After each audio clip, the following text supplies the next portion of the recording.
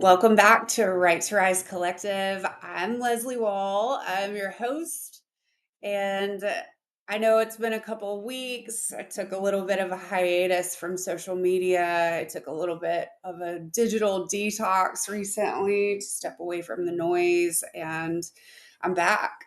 So I am deeply grateful for all of you listeners, everybody reaching out, asking when the next episode is. We definitely have a great lineup of people coming in the weeks to come. So stay tuned for all of that. Today, I want to address some things. And one of the reasons why I stepped away from social media, um, I think that you would have to be blind and deaf to not take inventory of what is happening in the news and the media on social media. Um, and it's time to address it on my end. Um, so, this one is for those of you who have been watching what's happening in the world, what's happening in politics in America, and feel like your heart can't take much more. I am a deep empath and I feel the ripple effect that is happening in the world. I feel the division that's happening day in and day out. I feel the fear. Um, and I've been sitting with a lot of that emotion, sadness, anger, disbelief. Like, how is this happening? Um, and the other emotion that's coming through so fiercely for me right now is this deep, profound gratitude to be here in Hawaii. And I didn't grow up here. I grew up in the South. I am blessed to live here and be in a loving relationship here. And this is, what I've called home. And I am not a native to these lands, but I have deep reverence and respect for that. And this episode is about that. So, um, I have just this profound love and gratitude for where I'm at right now. And, you know, this is this is my call for you to continue to rise through the noise and to address this not with your fists and not with your anger and not with your words, but with open arms and an open heart. And in the midst of everything that's happening, I ran into a quote the other day, and it's from 1962, Auntie Pocky. She stated that the world will turn to Hawaii as they search for world peace because Hawaii is the key, and the key is aloha. And this episode is a letter, it's a call, it's a remembering, and the key really is aloha. And, you know, this isn't just a phrase that we say here in Hawaii, this is a way of living. So I want to break that down for you today. And where this really was coming from. I've been sitting with an article that I've been writing. I'm launching Ho'ala magazine. So Ho'ala is the word for to rise or to awaken. And I do believe that in this climate, people are waking up to what is not working anymore. And as my digital detox, as I was going through it, I was like trying to fill my time again. I was like noticing how much time, I spent trying to create content for social media and trying to be on all the platforms. So I've really started taking walks. I take about 3 walks a day. And the other evening I was walking through my new neighborhood here and just noticing, the sun setting behind the mountains, and there's parks in every direction here. And me and Doki, my dog, came across a park and I could hear the kids playing and laughing. And I had noticed as I listened a little bit deeper that they were speaking in different languages. And there was one group speaking Spanish, there was one group speaking Japanese, there was one group speaking Chinese, and then further down my walk, I passed a little mom and pop diner that's run by a Chinese couple, and they greet every single customer like family, and for just a moment, I forgot how heavy the world feels right now, and then reconnected to these things that were happening around me, and the realization washed over me like, these are the things that I love so much about the country that we live in, that I can hear three different languages, and that we can embrace different cultural foods and music and perspectives. And just about this time that this is hitting me, my phone dings again with a notification that there was another ICE raid, and another notification about, alligator Alcatraz, and another notification about another woman that was silenced who came forward, speaking about being in child trafficking and connection to the Epstein files. And more notifications about the division that's happening more and more day by day in our country. People being ripped from their communities. Food and medicine is being burned rather than shared and given to the needy. Education platforms are, being defunded. Healthcare is being stripped away from people. And our government is literally thriving on this chaos and fear and control that they have over us. And it's just notification after notification, of another thing that is happening. And, it's so easy to feel powerless, but it's even easier to just look away. And here's the thing, like, I can't look away anymore. And not when I know what I'm capable of, just as I share my story and my perspective. And one voice really does matter, one vote really does matter, and you really do have the ability to change this tide.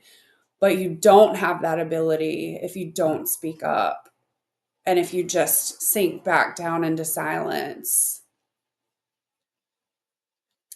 And I know what we're capable of. And I know, connecting this back all to what I was talking about earlier, here in Hawaii, they choose Aloha. This is a very small community. This is a rock in the middle of the Pacific Ocean. Relationships matter, and what you do to your neighbor matters. And it doesn't just go away, people remember. So, here in Hawaii, aloha is more than just a word. It's a way of life. It's part of the culture. It's written into the laws, literally, as a guiding principle for how people live here in Hawaii, how they lead, and how they love. And this is actually from our state law. Chapter 5 of the Hawaii Revised Statutes say that aloha spirit is the coordination of mind and heart within each person. It brings each person to the self. Each person must think and emote good feelings to others. Aloha means mutual regard and affection, and extends warmth and caring with no obligation in return. Aloha is made up of the values that we live by. Akahi equals kindness expressed with tenderness. Lokahi, unity expressed with harmony. Ulu olu, agreeableness expressed with pleasantness. Ha'a, humility expressed with modesty. Ahunui, patience expressed with perseverance. I'm clearly stating these wrong. I am not from here. But I just think they're powerful, even as I misspeak them. But I encourage you to look those up and the actual breakdown of the word aloha. Um, Aloha means hearing what is not said, seeing what can't be seen, and knowing what can't be fully explained. It's a feeling. I look around my life right now and I see the beauty of aloha everywhere. My best friends are Filipino, Hawaiian, Chinese, Korean. My partner is Japanese. One of my dearest friends came over to a party right before my partner deployed. And one of the stories that has made the biggest impact on my life was his father's story that he shared with me. And he's a man born into wealth in China. And at the time, politics was stripping everything away from these people. They were stripping their wealth and they started to be targeted as those of high status. And they made him and his father walk around with these signs around their neck declaring that they were part of the upper class, that they were wealthy class. And in their town in China, they were beaten in the streets just for being wealthy. They were stoned, they were beaten, they were, yelled at and humiliated and punished for who they were born to be. And eventually, his father escaped. He actually swam to an outer island that was not under the same political regime. He was caught on that island and sent back to his home island. And then he escaped again. And he eventually made his way here to Hawaii, where he built his life literally from the ground up. And he opened restaurants and he bought real estate and he raised his family here. And he showed up for his neighbors with open hands and an open heart. And he's one of the most generous, hardworking people I've ever known.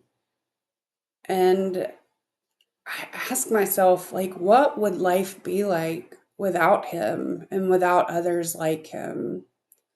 What would this island, this country be like without the people who came here to build something better? We cannot forget that this country is an immigrant country. This the very fabric of America is woven in diversity and in rich cultural history. This is a melting pot of dreams, struggles, sacrifices, and resilience. And that fabric is being unraveled thread by thread, day by day. So I say this with my whole heart. It is absolutely time to wake up. It is time to remember who you are, and it is time to return to aloha. You don't have to live in Hawaii to live aloha. You can start where you are. You can start today. And here's how we're going to do that. We're going to smile at someone who doesn't look like you. We're going to ask our neighbor how they're doing and honestly, genuinely care about the answer. We're going to listen to someone's story without judgment. We're going to teach our children to be curious and not afraid. We're going to choose truth even when it's uncomfortable.